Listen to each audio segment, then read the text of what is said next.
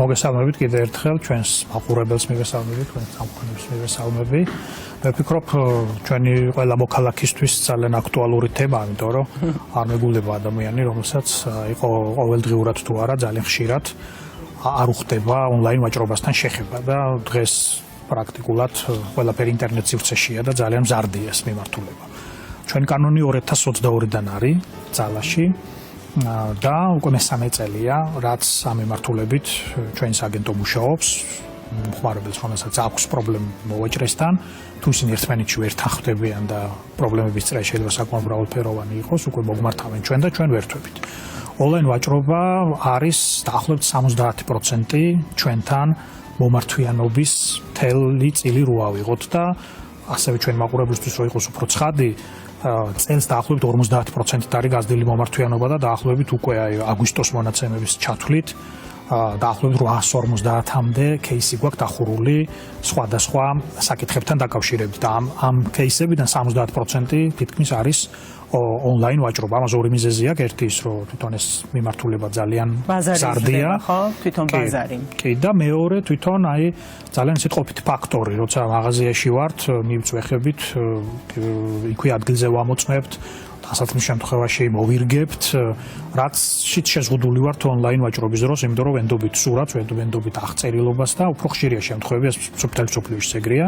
და ინფორმირების გაზრდა, ირაკლი, ინფორმირებულია უფრო მომხმარებელი და იცის, რომ შეუძლია თუ რაღაც მისი უფლება დაირღვა, არსებობს გზა, რომ ეს რა თქმა უნდა, კლიანობაში 50%-იანი ზრდა ამ ინფორმირებულობის ზრდას უკავშირდება, იმიტომ რომ მაგასაც გეტყვით, ჩვენი გადაწყვეტილებების 90% თითქმის მომხმარებლის სასარგებლოდ წყდება და ბოლო წელი რო ავიღოთ მაგალითად 2024 დაახლოებით 1 მილიონზე მეტი თანხა, ზედმეტად გადახდილი თანხა ან თუნდაც რაღაცა ისეთი საპრეტენზიო თანხა იქნა დაბრუნებული ჩვენ ჩართულობით მომხმარებლების მიმართ. ანუ ეს ოდესაც მაგალითად ან ნივთი დააბრუნა უკან და თანხა მიიღო, ან რაღაცა ნივთი შეუკეთეს, ან რაღაცა ეს არის ჩვენ ხელთ არსებული ინფორმაცია, რასაც გვწერენ მერე ჩვენი მომხმარებლები. ამიტომ და ამ თანხიდან 70% დარღვევებს თუ შევადარებთ, არის ეს პირდაპირ შეიძლება პროპორციაში არა, მაგრამ დაახლოებით განხილული საკითხების 70% არის ონლაინ ვაჭრობასთან დაკავშირებული.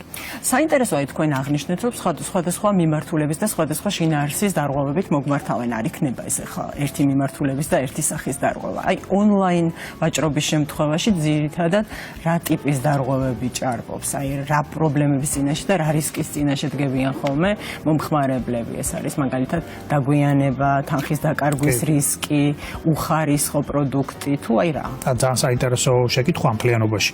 30 ლარზე მეტი ნებისმიერი შესყიდვა ონლაინ ვაჭრობის დროს ექვემდებარება უკვე ჩვენი კანონის მოქმედების არეალს და კიდევ ერთი მნიშვნელოვანი ნიუანსი, 14 დღიანი უპირობო დაბრუნების ვადა აქვს ყველა მომხმარებელს, რომელმაც ონლაინ იყიდა ნივთი. ოღონდ ეს არ ნიშნავს იმას, რომ თუ ნივთი ხა მოგიხმარე და პირველად სახე დაკარგა, მაგალითად ეს არ ეცხი მანქანა 12 დღე ვამუშავე ონლაინ შესყიდვის შემდეგ და 13 დღეს დაბრუნება მომინდა, ბუნებრივია ესე მარტივად არ ხდება. ის უნდა იყოს პირველადი სახით და შეიძლება საერთოდ არაფერი ნაკლი არ კონდეს ნივთს, მაგრამ მაინც მომხმარებელს უფლება აქვს, რომ 14 დღიანი უბრალოდ გადაიფიქრა. ხო, უბრალოდ გადაიფიქრა და უნდა ხელშეკრულებიდან გასვლა, მიზეზი შეიძლება იყოს ან უკეთესი ნახა სადღაც ან რაღაცა მსგავსი იყოს.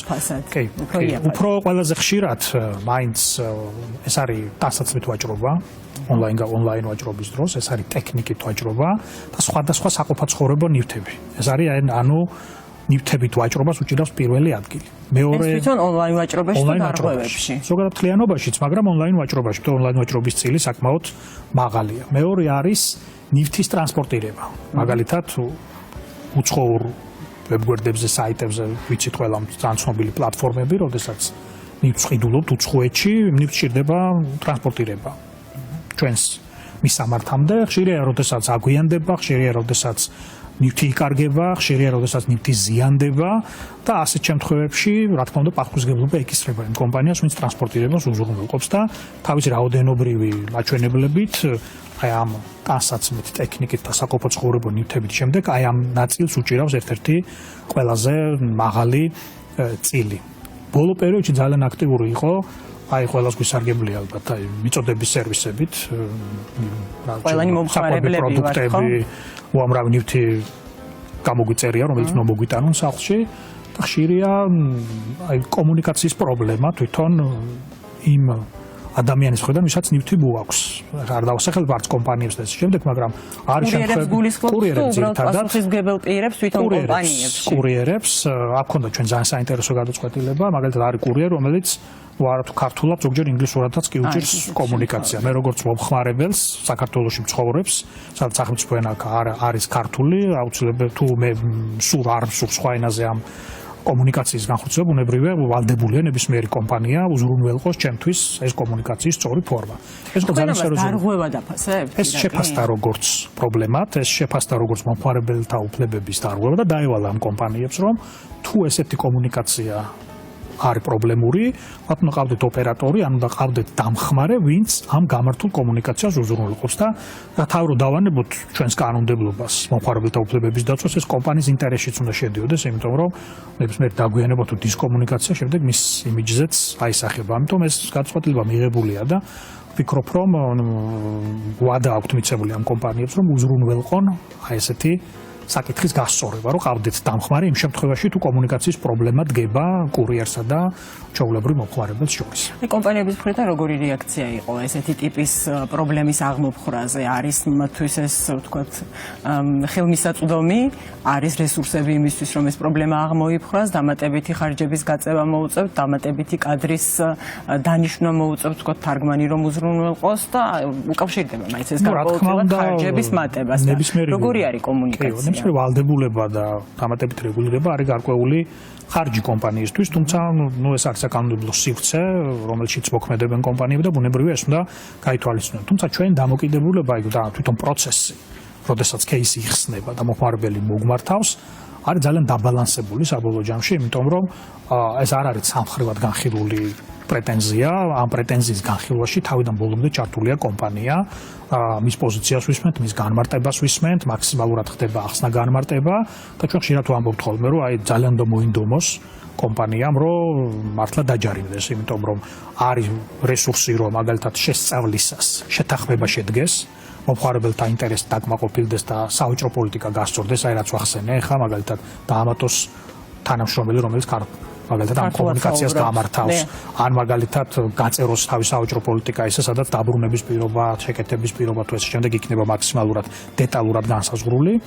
და თუ მაგალითად მაინც მივედით იქამდე, რომ პირობითი შეთანხმება არ შედგა და ეს ყველაზე მომგებიანია მომხმარებლისთვის, იმიტომ რომ იმ შედეგს იღებს, რაც მას უნდა და მოვაჭრეთს მომავალში ამ ხარვეს ასწორებს. პირობითი შეთანხმება, თუ პირობითი შეთანხმება არ დგება, მაშინ კომპანიას თუ დაუდასტურდება დარღვევა, ამის შემდეგაც კი აქვს მას გონივრული ვადა, რომ დამრღვევებმა კომპანიამ უზრუნველყოს ხარვეზის გამოსწორება და თუ არ ასწორებს, აი ეს შემთხვევაში მივდივართ ჯარიმებზე, აი ჯარიმებიც ახლა გითხრათ, ძირითადად დამრღვევები არიან, აი ესეთი მცირე მეწარმეები, რომლებიც ძირითადად სოციალური ქსელით უზრუნველყოფენ ვაჭრობას, ძირითადად დასაცმელი იქნება, ეს ტექნიკა იქნება თუ სხვადასხვა ნივთები. ანუ პირობითი შეთანხმებებს საკმაოდ დიდი წილი უკავია თქვენს პორტფელში, ასე რომ თითქმის უდიდესი ნაწილი და მნიშვნელოვანი ნაწილი არის პირობითი შეთანხმებები და მე ვახსენე, რომ 1 მილიონამდე თანხა დაბრუნდა პირდაპირ სარგებლის სახით, ეს სწორედ პირობითი შეთანხმებების შედეგია. ამის შემდგომ იღებს მომხმარებელი თანხას უკან თუ იმ შედეგს, რაც მას სურს. და თუ მაგალითად კომპანია ჯარიმდება, ეს უკვე არაპირდაპირ სარგებელია მომხმარებლისთვის, იმიტომ რომ ეს თანხა სახელმწიფო ბიუჯეტში მიდის და ესე პროდ კომპანია ისჯება იმისთვის, რომ დაარღვია, თუმცა ესე პირდაპირ სარგებელი შეიძლება მომხმარებელს არ. ან შეიძლება ეს თანხა არ მივიდეს მომხმარებლამდე, ბიუჯეტში მიდის და ბუნებრივია დამღები კომპანია ისჯება, იმიტომ რომ მას უწევს ჯარიმის განხილვა. მომხმარებელი მაგ შემთხვევაში წაგებულ მდგომარეობაში. თუმცა რო გითხრათ ჯარიმების წილი არის ალბათ 10-15% თლიან кейსების სტრუქტურაში, დანარჩენი არის პირობითი შეთანხმებები. თუმცა ბოლო პერიოდში ეს ცოტა გაიზარდა გამომდინარე იქიდან, რომ აი ბევრი მცირე კომპანიაა, რომელიც აი ესეთ შეიძლება ვთქვათ, რომ პასუხისმგებლობით არ უდგება საბოლოო საკითხს. თუმცა აი დიდ კომპანიების შემთხვევაში მე არ მახსოვს кейსი, რომ პრაქტიკულად ეს შეთანხმებით არ დასრულებული იყოს ჩვენს მიერ წარმოებული საქმე მათთან.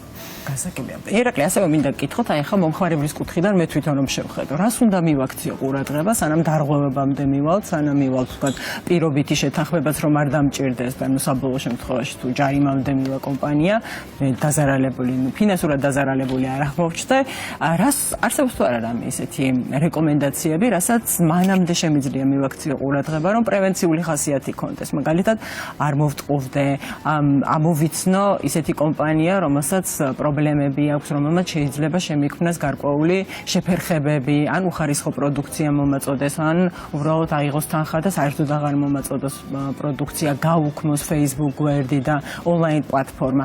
არის თუ არა ესეთი ამომცნობი ნიშნები, რითიც შეგვიძლია ჩვენ დავიცვათ თავი? ფიზიკური ვაჭრობის დროს ეს უფრო მარტივია, იმიტომ რომ მაქსიმალურად ჯერ კომპანიაც ვალდებულია რომ მოგაწოდოთ ბევრი ინფორმაცია ნივთის დაბრუნებაზე, ნაკლის აღმოჩენის შემთხვევაში, რა ხდება, გარანტია როგორ არის თუ ესე შემდეგ. აი ონლაინ რაც შეეხება ძალიან ბევრ კომპანიას და ეს ბოლო პერიოდში კარგი ტენდენციაა, რომ მთელი თავისი სავაჭრო პოლიტიკა გაწერილი აქვს საკუთარ ვებგვერდზე და ეხლა მსხვილი და ესეთი რეპუტაციული კომპანიების შემთხვევაში ეს პრაქტიკულად პრობლემა არ არის, იმიტომ რომ მათთვის კმაყოფილი მომხმარებელი ერთ-ერთი მთავარი და მნიშვნელოვანი ნაწილია. რაც შეეხება აი მომხმარებელს რაც უნდა მიაქციოს ყურადღება, აი ძალიან ხშირია შემთხვევები, როდესაც იგივე Facebook-ზე, Instagram-ზე თუ სხვადასხვა სოციალურ ქსელებში ჩვენ ვაწყდებით ფიზიკურ პირებს, რომლებიც გვთავაზობენ მაგალითად ტანსაცმელს, ტექნიკას თუ ესე შემდეგ. მაგრამ პირველიც ალბათ რაც უნდა მოვითხოვოთ ამ ჩვენს მიერ მოწონებული ნივთის და დაინტერესების და ყიდვის შემთხვევაში არის რამდენად აი ეს გამყიდველი ანუ მოვაჭრე არის თუ არა დარეგისტრირებული, გააჩნია თუ არა პირადი ნომერი, ანუ სად ურიცხავთ თანხას და მაქსიმალურად აი თავ უნდა დავიზუსტოთ იმისგან, რომ შეიძლება ესეთი ადამიანი არ იყოს რეგისტრირებული, არ იყოს მეწარმე სუბიექტი და ძალიან მარტივად თანხის გადარიცხვის მერე, აი როგორც თქვენ თქვით, გააუქმოს სოციალური ქსელი და მე სრულად სხვა სახელით დაფიქსირდეს. ასევე ძალიან არის სოციალური ქსელებში ჯგუფები, სადაც ძალიან ბევრი ესეთი გამოცდილების შესახებ იწერება და კარგია თუ წინასწარ ინფორმაციას მოვიძიებთ და მოვიკვლევთ მაგალითად იმ კონკრეტული პირის კომპანიის თუ ზედათ ფიზიკური პირები არიან ესეთი ადამიანები, მათ შესახებ მაგალითად რამდენად შეუსრულებია ის ვალდებულება, რომელიც უკავშირდება ყიდვა გაყიდვის ოპერაციას. ამ რეკომენდაციებს და ამ ინფორმაციას აქვს ძალიან დიდი მნიშვნელობა. ჩვენ ყველას ვაფრთხილებთ, რომ აი პირველ რიგში მოითხოვეთ თავარი ეს არის რეგისტრაციის მიდმე წარუმ შემთხვევაში რეგისტრაციის ნომერი, ფიზიკური პირის პირადი ნომერი, საბანკო ანგარიში სად ურიცხავთ თანხად მასთან, სხვასთან თუ აი არის შემთხვევები, რომ არის შემთხვევები, რომ აი მოდი ჩემ ანგარიშზე არა და ახლობლის ანგარიშზე დამერიცხე და თანხა მოგივათ. ან ასეთ შემთხვევაში. ანუ მაქსიმალურად ხელში გვეჭიროს ბევრი ბერკეტი და რა თქმა უნდა რეკომენდაციები და ინფორმაცია ამ სუბიექტის შესახებ თუ მოვაჭრის შესახებ, რომელიც სხვა ჯგუფში გადამოწმება. კი, გადამოწმება, იმიტომ რომ ეს ყველაზე ესეთი მეთოდია და ჩვენ ხშირად ვეუბნებით ხოლმე მომხმარებელს, რომ აი მაქსიმალურად ასეთ შემთხვევებში თავი დაიზღვიონ ესეთი შემთხვევებისგან. გქონიათ თქვენ თვითონ პრაქტიკაში ესეთი შემთხვევა, როდესაც მოუმართავთ მომხმარებლებს, აი სწორედ ესეთი გამოცდილებით, რომ საიდან გვერდი, რომლიდანაც იყიდეს ან შეუკვეთეს, რომელსაც შეუკვეთეს გარკვეული ნივთი, უბრალოდ დაიხურა და გაუქმდა. კი, არის რა თქმა უნდა ეგეთი შემთხვევები, არის შემთხვევები, ვერ ვთქვით რომ ხშირია, მაგრამ არის ერთი ძალიან ცნობილი კომპანია, რომელიც მუდმივად არღვევს მომხმარებლის უფლებას, მაგრამ რატომღაც ბევრი მომხმარებელი მაინც მიმართავს მას, ეს არის ტანსაცმლის ერთ-ერთი მოვაჭრე კომპანია, რომელიც ერთ-სამჯერ აქვს ჩვენს დაჯარიმებული და სხვადასხვა უწყებებზეც. მე მგონი მაყურებელმა ძალიან კარგად იცის ამ კომპანიას. ბევრი მაყურებელი იცის ამ კომპანიის შესახებ. მაგრამ არანაირი ბერკეტი არ არსებობს, რომ ამ კომპანიას საქმიანობა შეუწყდეს. ნუ სხვადასხვა ფორმით ჩდება ეს კომპანია სოციალურ ქსელში, თუმცა აი შემიძლია გითხრათ, რომ ის სახელთან ასოცირდება აი ყველაზე ალბათ დამრღვევი კომპანია და ესეთი არარეპუტაციული კომპანია. ირაკლი, სანამ დაგემშვიდობებით, მინდა უცებად გკითხოთ, მაინც მაყურებელს მოლოდინი არ გავუჩინოთ, მაგრამ თუ არსებობს რაღაცა სიახლეები ამ მიმართულებით, ხომ არ იგეგმება მომხმარებელთა უფლებების მიმართულებით რაიმე კონკრეტული ნაბიჯების გადადგმა, დახვეწა ან სიახლის დამატება, ხომ არ გაქვთ ესეთი მონიშნული თქვენს ჩვენ ჯამში, ჩვენს კოლეგებთან ერთად, ჯამში 6 მარეგულირებელი უწყება, ვისაც საერთო სტრატეგია გვაქვს და ვინც პასუხისმგებლები ვართ მომხმარებელთა უფლებების დაცვაზე ჩვენ სექტორში. მაგალითად საფინანსო სექტორში, ენერგეტიკაში, კომუნიკაციებში სხვა მარეგულირებელები არიან, დანარჩენში ვართ მთლიანობაში ჩვენ იგივე დაზღვევაში თავის მარეგულირებელი.